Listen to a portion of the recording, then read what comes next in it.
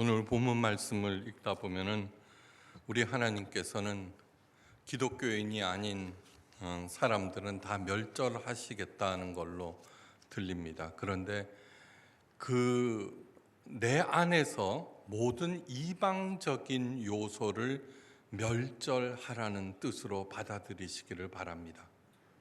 꼭 그렇게 하면서 여호수아서를 들으시기 바랍니다.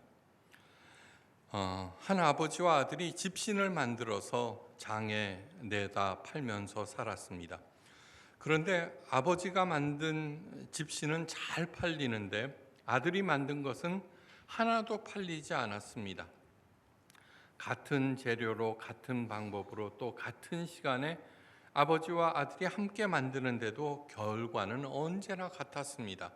그러던 어느 날 아버지께서 중한 병을 얻어 돌아가시게 되었습니다. 아들이 아버지에게 물었습니다. 아버지, 왜 아버지께서 만드신 것은 잘 팔리고 제 것은 팔리지 않습니까? 그러자 아버지께서는 딱 한마디 남기시고 숨을 거두셨습니다. 그 남긴 말 한마디가 뭐냐 하면은 털입니다. 이게 도대체 무슨 말일까요? 아버지는 집신을 다 만들고 난 다음에 가위로 정성스럽게 잔털을 잘 다듬었습니다. 마무리를 완벽하게 했다는 것입니다. 기독교와 가장 거리가 먼 것을 하나 꼽으라면 저는 서슴지 아니하고 요행이라고 대답합니다. 요행. 아무렇게나 만들어 놓고 아무렇게나 행해 놓고 내가 하나님을 잘 믿으니 하나님께서 도와주셔서 뭐든지 잘 될 거야 하는 생각이 바로 요행입니다. 좋은 성적을 내기 위해서는 공부를 열심히 해야 합니다. 그런데 공부는 하기 싫고 기도만 하고 좋은 성적이 나오기를 바라는데 기도가 소용없다는 뜻이 절대 아닙니다. 명심하십시오. 기도는 치성이 아닙니다. 치성이 아니라 하나님과의 대화입니다. 한국 기독교의 큰 문제점은 무엇이냐면은 백일 기도, 천일 기도를 강조하는 불교처럼요. 기도하는 시간, 분량을 늘리면은 하나님께서 기뻐 받으시고 요행을 베풀어 주신다는데 그것은 무당 종교입니다. 절대로 그렇지 않습니다. 기도는 치성이 아니라 하나님과 대화하는 통로입니다. 아기가 있습니다. 앙 울면은 즉각 부모님들이 개입을 하죠. 그죠? 중언부언하지 말라고 우리 예수님께서 경고하셨는데 중언부언이란 마치 주문을 외두시 똑같은 얘기를 계속 늘어놓는 것을 말합니다. 기도를 통하여서 하나님으로부터 지혜를 얻고 또 끝까지 최선을 다할 수 있는 그런 마음가짐과 능력을 얻어야 합니다. 크리스찬들이 해야 하는 일들은 무엇보다도 끝까지 최선을 다하는 그런 일입니다. 마무리를 잘 하셔야 합니다. 힘들더라도 마무리를 잘할 때 우리 크리스찬들이 사람들의 인정과 존경을 받을 수 있습니다.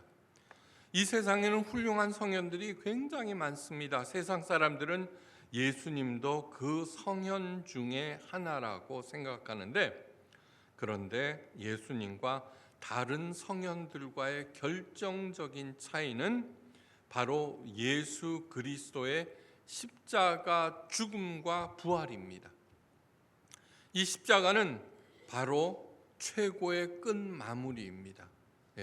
어렵고 힘들고 고통스럽더라도 끝까지 끝마무리를 하셨습니다.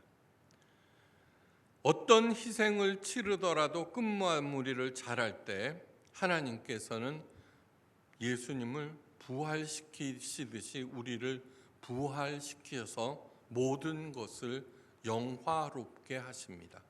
마침내 오늘 본문 말씀은 여호수아와 이스라엘 백성들의 가나안 정복을 마친 내용을 기록하고 있습니다. 여호수아는 하나님의 명령을 끝까지 잘 마무리하였습니다. 여리고 성보다 25배나 큰 하솔과 그 연합군들까지 물리치고 하나님의 명령에 따라서 도액한 말들의 힘줄을 끊고 병거를 불살랐습니다.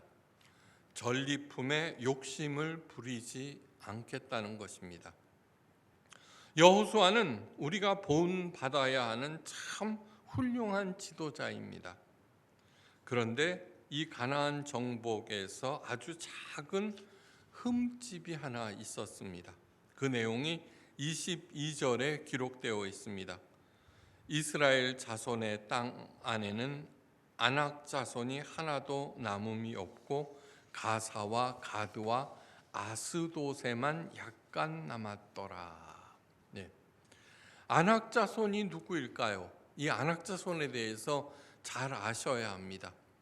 벌써 40여 년 전의 일입니다. 이스라엘 백성들이 40년간 이집트 노예 생활을 청산하고 출애굽하였습니다. 그리고 하나님의 명령에 따라서 시내산에서 성막을 짓고 십계명을 공부하였습니다. 이 모두 다 시내산 계약을 통해서 이스라엘 백성들을 제사장으로 세우시겠다는 그러한 과정이었습니다. 1년 동안 그렇게 하였습니다. 그리고 난 다음에 하나님께서는 이스라엘 백성들을 가데스 바네아로 데려가셨습니다. 가데스 바네아는 뭐냐 하면은 지중해 변을 쭉 따라가면은 이스라엘이 있고 그 밑에 경계가 있죠. 바로 가나안 땅과 이스라엘 지금까지 차지한 땅의 경계에 있는 것입니다. 가나안 땅의 경계. 그곳에서 12명의 정탐꾼을 뽑아서 가나안 땅을 정탐케 하였습니다. 40일 동안 정탐을 마치고 돌아와서 백성들 앞에서 보고합니다. 그런데 여호수아와 갈렙만을 제외한 10명의 정탐꾼들은 다음과 같이 보고하였습니다. 이스라엘 앞에서 그 탐지한 땅을 악평하여 가로되 우리가 두루 다니며 탐지한 땅은 그 거민을 삼키는 땅이요 거기서 본 모든 백성들은 신장이 장대한 자들이며 거기서 또 네피림 후손 아낙 자손 대장부들을 보았나니 우리는 스스로 보기에도 메뚜기 같으니 그들이 보기에도 그와 같을 것이라.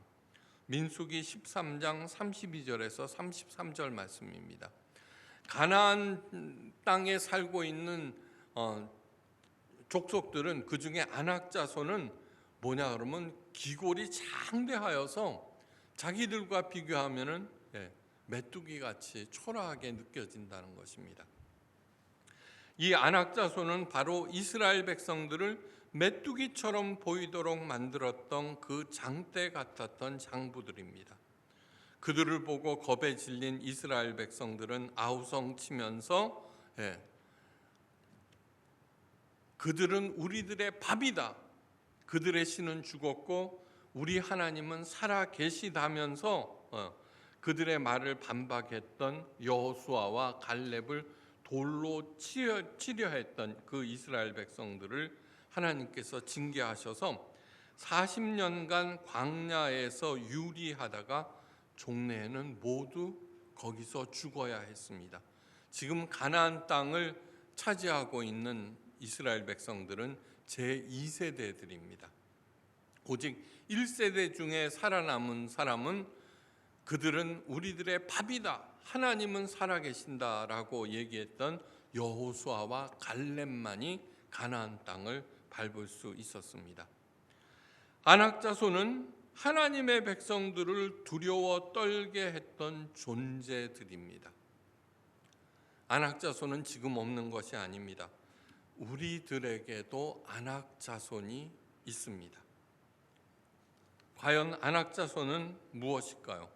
우리를 두렵게 하는 것, 그래서 목표를 가지지 못하게 하고 하나님의 약속을 인정하지 않고 우리를 주저앉히게 만드는 그것입니다. 그것이 아낙 자손입니다. 무엇보다도 나는 할 수 없다는 생각이 바로 아낙 자손, 나를 주저하게 하는 것, 나를 주저앉히는 모든 것들이 바로 오늘날 안악 자손들입니다. 주위 상황을 볼 때, 또 내 자신을 볼 때 호락호락한 것이 없습니다. 그 문제들 앞에서 나는 한 마리의 불쌍한 메뚜기일 뿐입니다.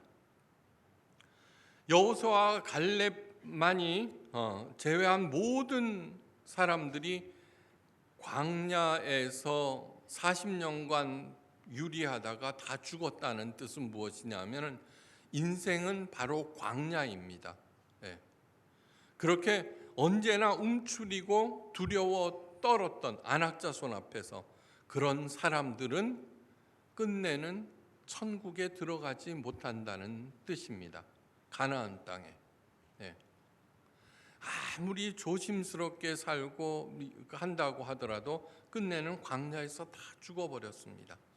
나를 두렵게 하는 문제를 해결해야만 합니다. 해결하셔야만 합니다. 그래야지 젖과 꿀이 흐르는 가나안 땅에 들어갈 수 있습니다. 어떻게 해결할 수 있을까요? 어떻게? 첫째는 하나님에 대해서 잘 아셔야 합니다. 하나님은 오직 성경 말씀을 통해서 알 수 있고 말씀을 통해서 만날 수 있습니다.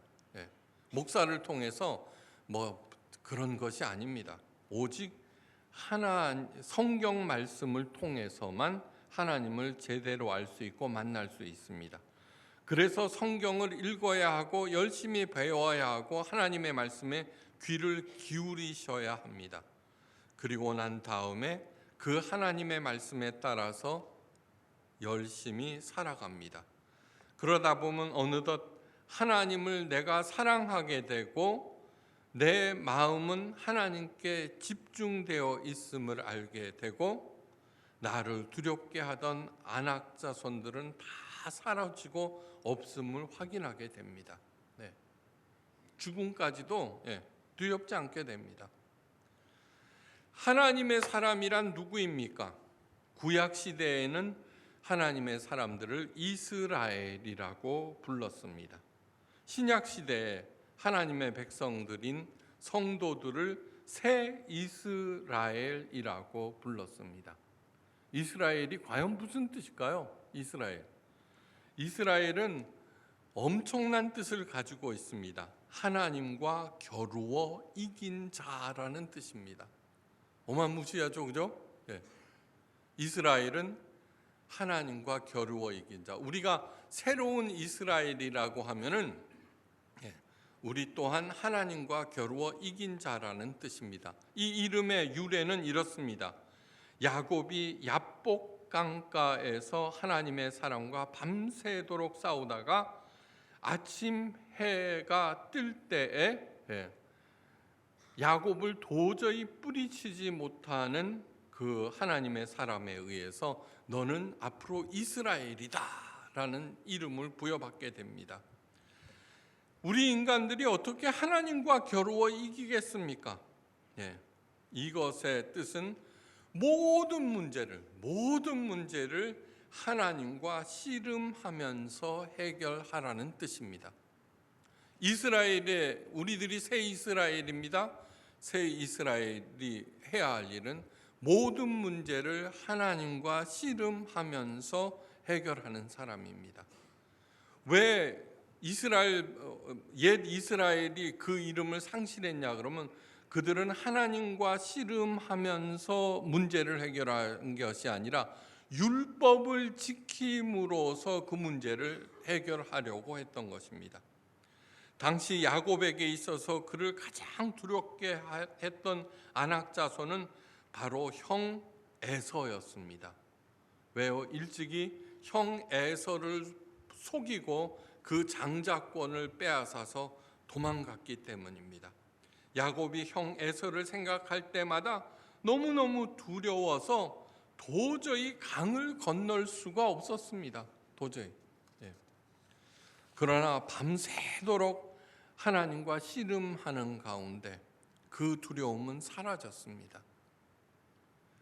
최고의 선물은 하나님께서 친히 우리 같은 보잘것없는 존재들의 씨름 상대가 되어 주셨다는 것입니다. 예.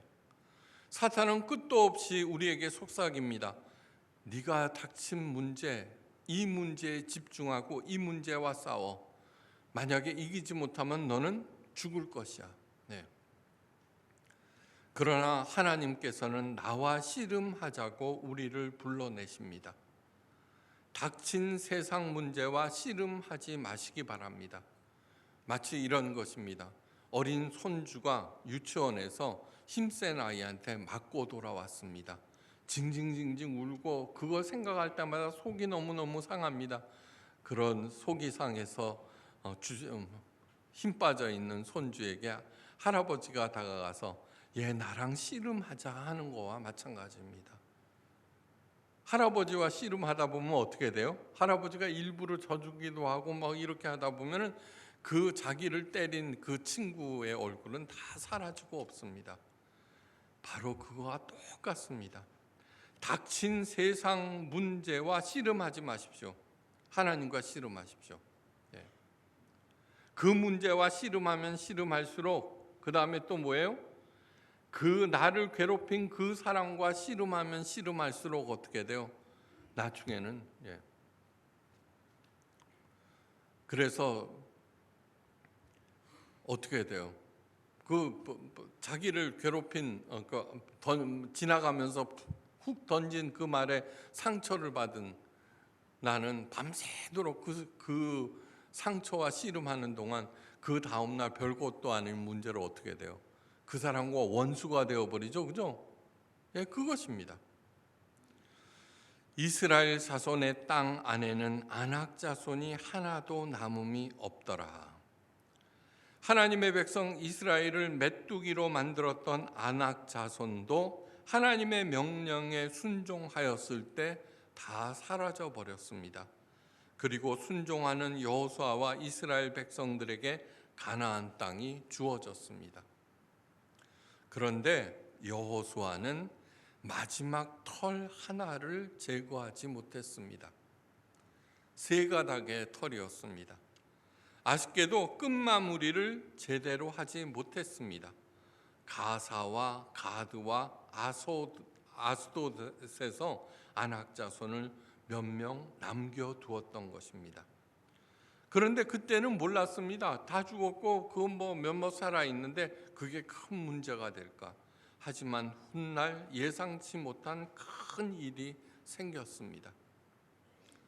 가사와 가두와 아스돗에서 무슨 일이 생긴 걸까 꼭 아셔야 됩니다. 먼저 가사에서입니다. 이 세상에서 가장 많은 축복을 받고 태어난 사람 중에 하나가 삼손입니다. 삼손은 좋은 집안에서 태어났습니다.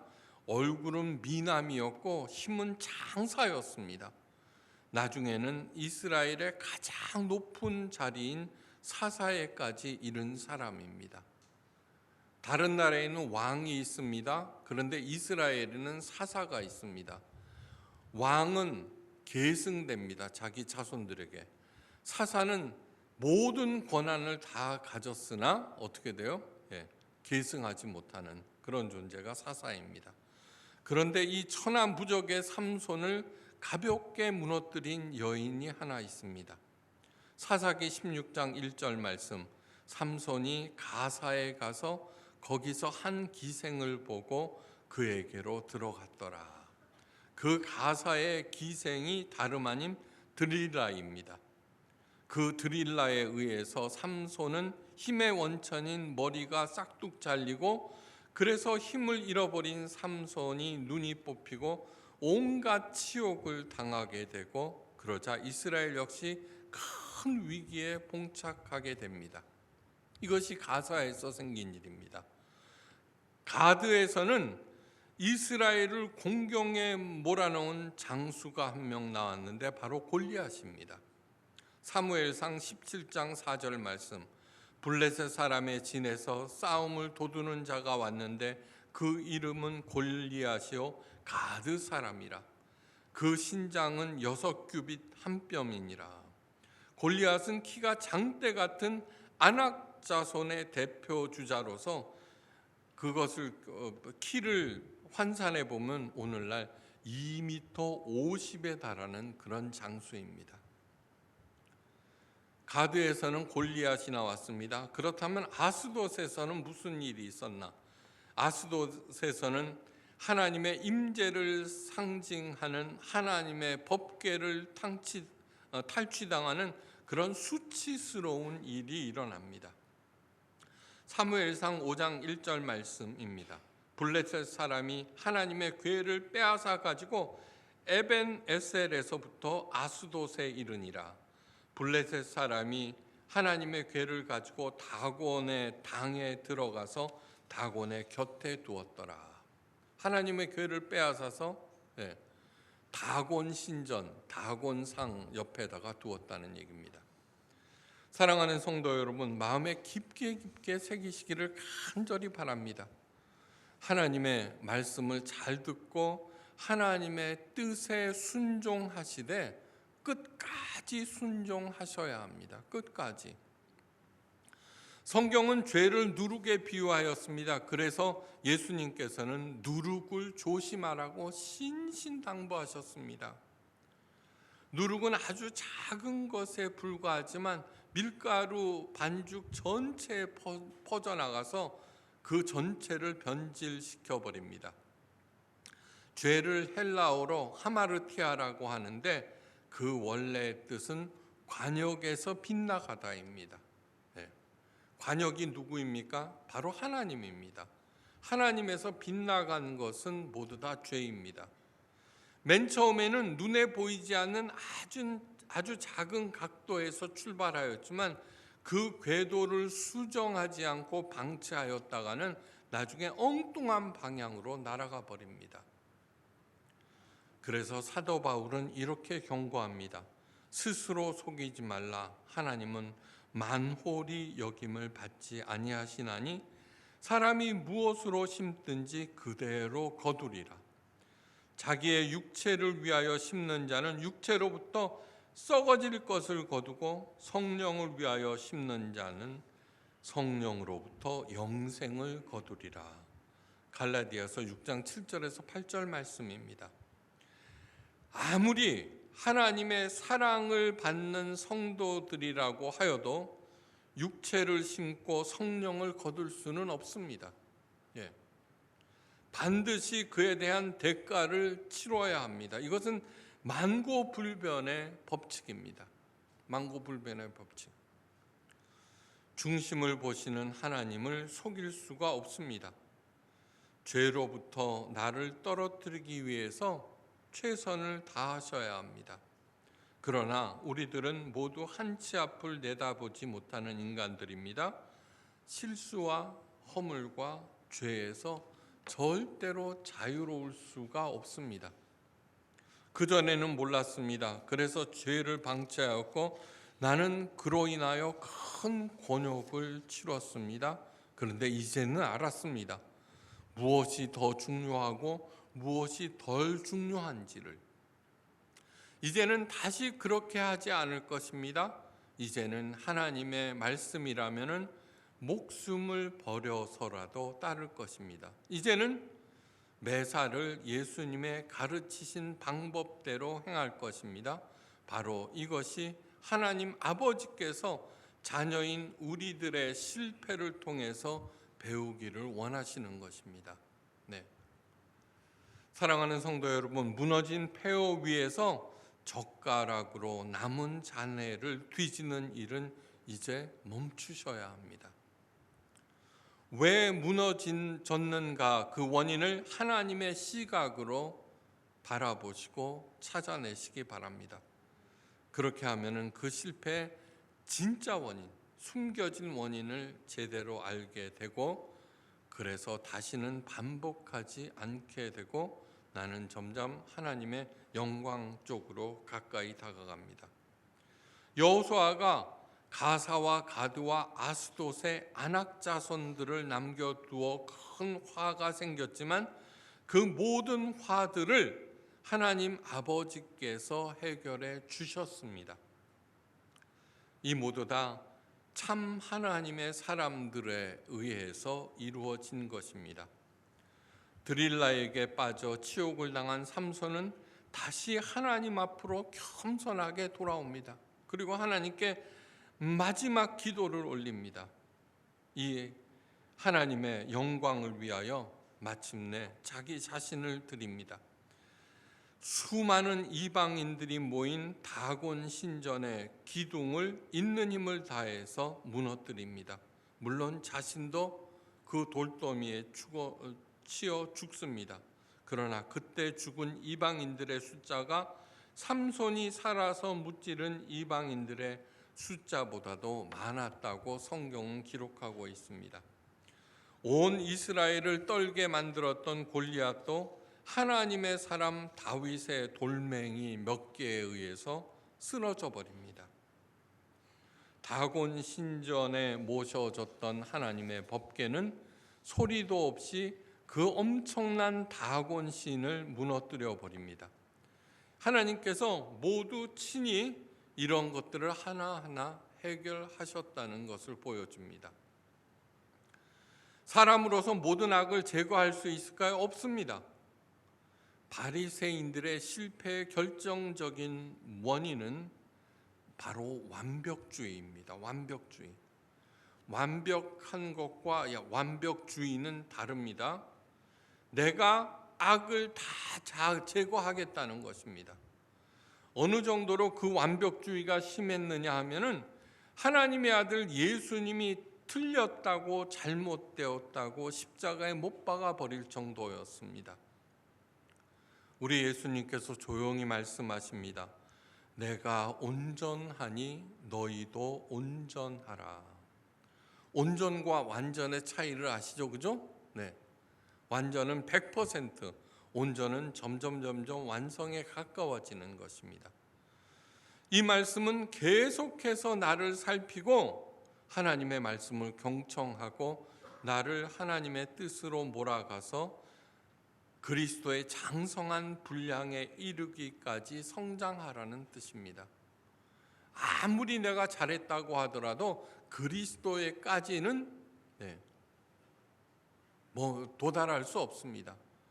그래서 온전케 하시는 주를 바라보라고 히브리서 기자는 우리들에게 간청하고 있습니다.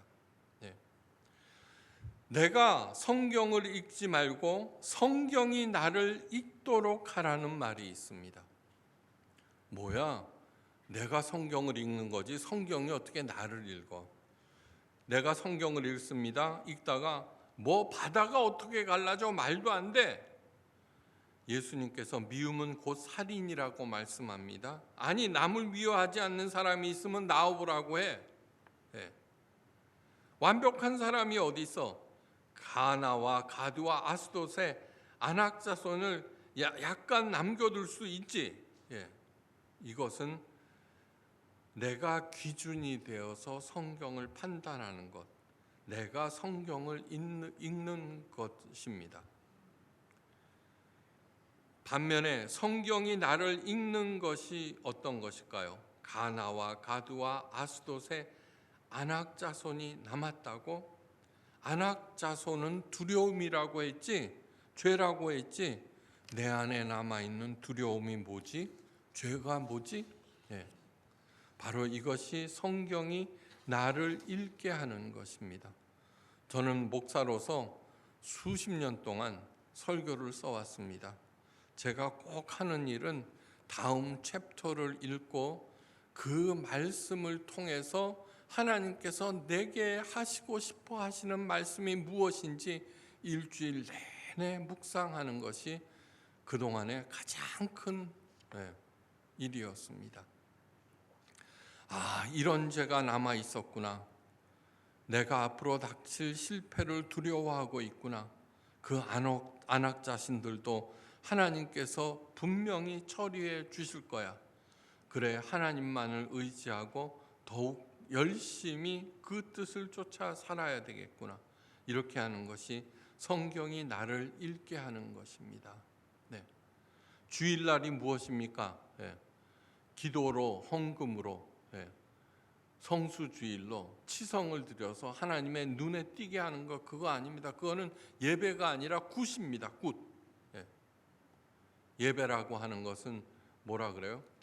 하나님과 더욱 친밀해, 고르반이라고 했죠, 그죠?